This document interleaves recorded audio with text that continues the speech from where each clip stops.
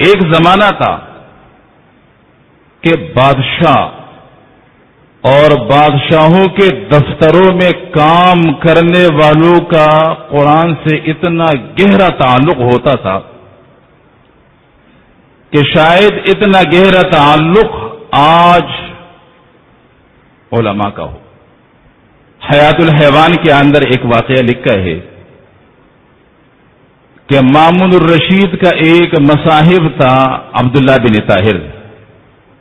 مامون الرشید ناراض ہو گئے اس سے، اور بادشاہوں کے ساتھ زیادہ دوستی نہیں لگانی چاہیے، اس لیے جب یہ ناراض ہوتے ہیں تو پھر فوراً آدمی کے قتل کے بارے میں سوچتے ہیں۔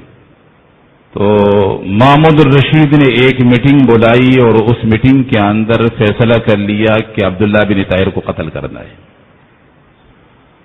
اسی مجلس کے اندر ان کا کوئی خیرخواہ بیٹا ہوا تھا عبداللہ بن طاہر کا، انہوں نے خط لکھا اور بڑا عجیب خط ہے، بسم اللہ الرحمن الرحیم یا موسیٰ، اتنا سا خط ہے۔ یہ خط بھیج دیا عبداللہ بن طاہر کے پاس۔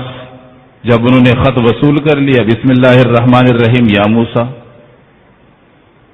الٹ پلٹ کر کچھ سمجھ میں نہیں آیا۔ اس سے آپ اندازہ لگائے کہ مامون الرشید کے دفتر میں کام کرنے والوں کا قرآن سے کتنا گہرا تعلق تھا، کتنا عجیب خط لکھا ہے، بسم اللہ الرحمن الرحیم یا موسیٰ۔ بار بار وہ خط پڑھ رہے تھے، کچھ سمجھ میں نہیں آیا، تو قریب میں ایک باندھی کھڑی تھی، کنیز کھڑی تھی، وہ سمجھ گئی کہ عبداللہ بن طاہر خط کا مطلب نہیں سمجھے۔ وہ قریب آئی اور انہوں نے کہا کہ میرے خیال سے خط لکھنے والے نے اس خط کے اندر قرآن مجید کی اس آیت کی طرف اشارہ کیا ہے، یا موسیٰ ان الملأ یأتمرون بک لیقتلوک فاخرج انی لک من الناصحین، کہ اے موسیٰ، سرداروں نے آپ کے قتل کا منصوبہ بنایا، آپ یہاں سے نکلے۔ عبداللہ بن طاہر نے پوری تیاری کی تھی مامون الرشید کے پاس جانے کی، لیکن جب یہ خط ملا اور خط سمجھ گئے تو انہوں نے ارادہ ترک کر لی اور اس طریقے سے وہ بچ گئے۔ تو کہنے کا مقصد یہ ہے کہ ایک زمانہ ایسا تھا کہ حکمرانوں کا تعلق بھی بہت گہرا تعلق ہوتا تھا قرآن سے، اور اس طریقے سے سرکاری ملازمین کا بھی بہت گہرا تعلق ہوتا تھا قرآن سے۔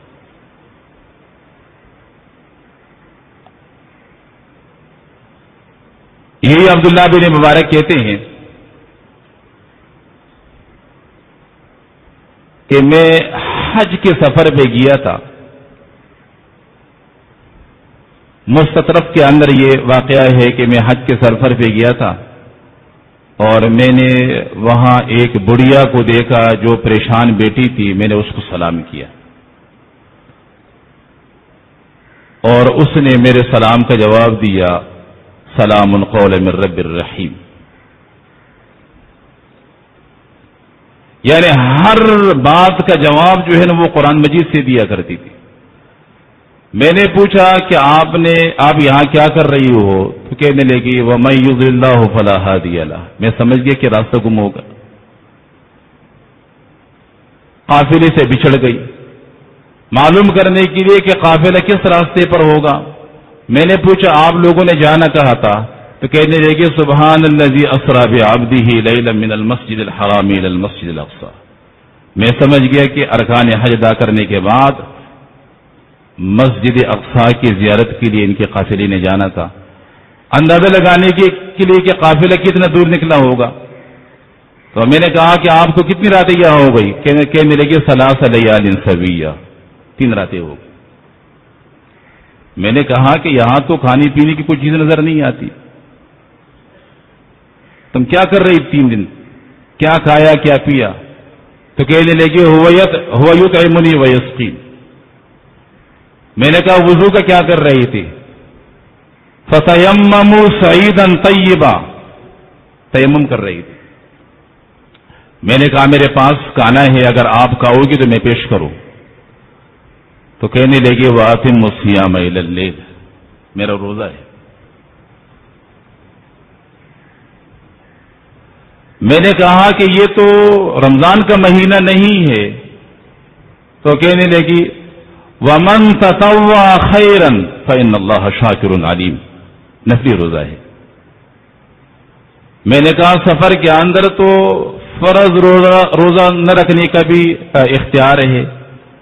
تو کہنے لگے وَأَن تَصُومُوا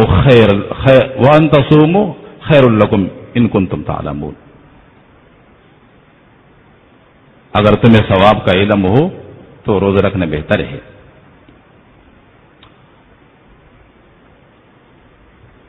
میں نے کہا کہ آپ کا تعلق کس قبیلے سے ہے؟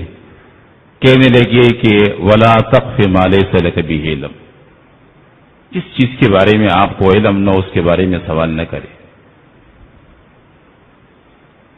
میں خاموش ہو گیا اور میں نے معافی مانگی کہ معذرت میں نے کی. کہنے لگے کہ لا تثریب علیکم اليوم یغفر اللہ لکم.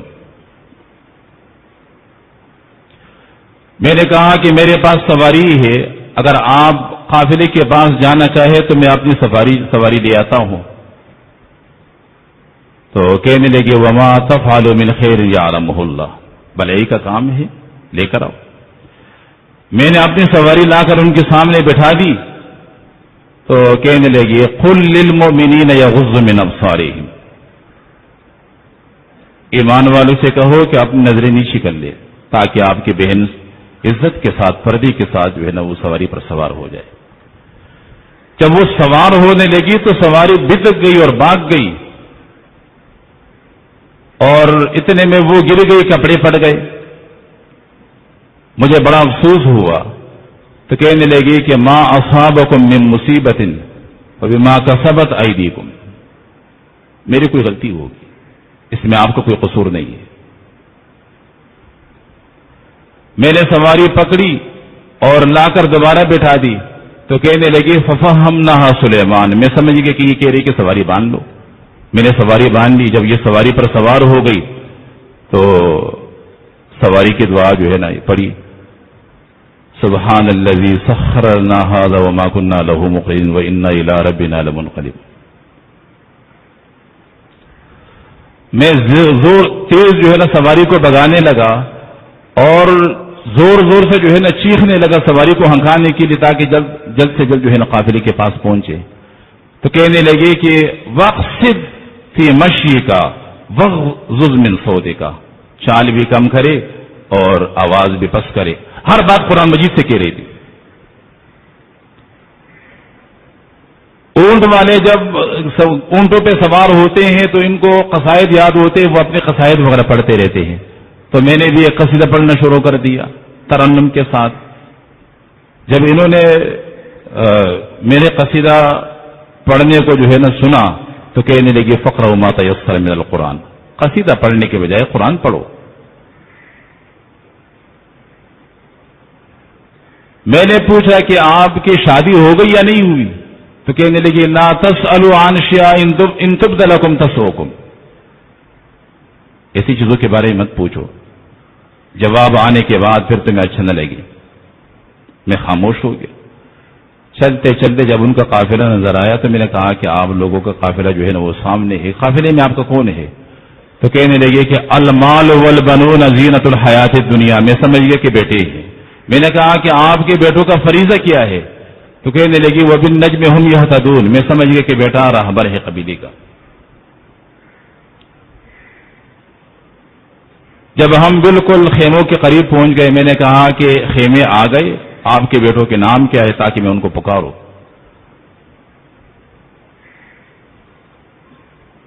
تو قرآن مجید کی آیت پڑھی وَكَلَّمَ اللَّهُ مُوسَىٰ یا یحییٰ خذ الکتاب.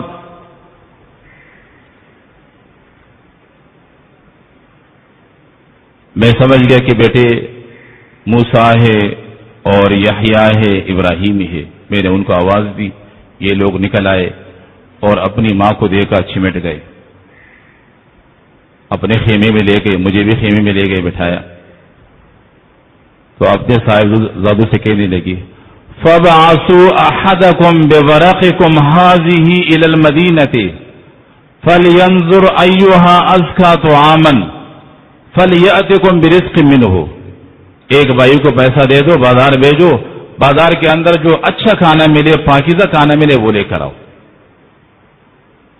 انہوں نے ایک بھائی کو پیسہ دے دیا اور بازار بھیج دیا. جب وہ کھانا لے کر آیا، دسترخوان پہ کھانا لگا دیا تو کہنے لگی کلو وشربو بما اسلفتم فی الایام الخالیہ، کھاؤ پیو بسبب اس عمل کے جو تم نے پچھلے دنوں کیا. میں نے کہا کہ خدا کی قسم میں کھانے کی طرف ہاتھ نہیں بڑھاؤں گا جب تک تم مجھے جو ہے اس خاتون کی حقیقت میرے سامنے بیان نہیں کرو گے کہ کیا چیز ہے. انہوں نے کہا کہ یہ ہماری والدہ ہے، 40 برس ہو گئے کہ اسی طریقے سے ہر بات کا جواب قرآن مجید سے دیتی ہے اور ہمیں ہدایات دیتی ہے تو قرآن مجید کے آیات جو ہے نا وہ پڑھتی ہے اور ہم سمجھ جاتے ہیں کہ اس وقت یہ جو ہے یہ ہدایت دے رہی. پھر میں نے ان سے پوچھا کہ یہ کیوں؟ تو کہنے لگے کہ ما یلفظ من قول الا لدیہ رقیب عتید، جو بات ہماری زبان سے نکلتی ہے اللہ تبارک و تعالیٰ کے ہاں فرشتے مقرر ہیں، وہ ان کو ریکارڈ کرتے ہیں. تو میں نہیں چاہتی ہوں کہ قیامت کے دن جو ہے نا میرے اعمال نامے کے اندر قرآن کی سوا کچھ اور ہو. میں چاہتی ہوں کہ میرے اعمال نامے کے اندر صرف اور صرف جو ہے نا قرآن.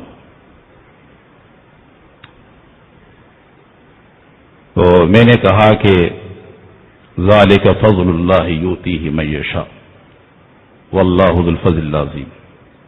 یہ تو اللہ تبارک و تعالیٰ کا فضل ہے، اللہ تبارک و تعالیٰ جسے چاہے اپنے اس فضل سے نوازتے ہیں. تو ایک زمانہ ایسا تھا کہ لوگوں کا تعلق قرآن مجید کے ساتھ اتنا گہرا ہوتا تھا کہ قرآن مجید ان کا بول چال ہوتا تھا.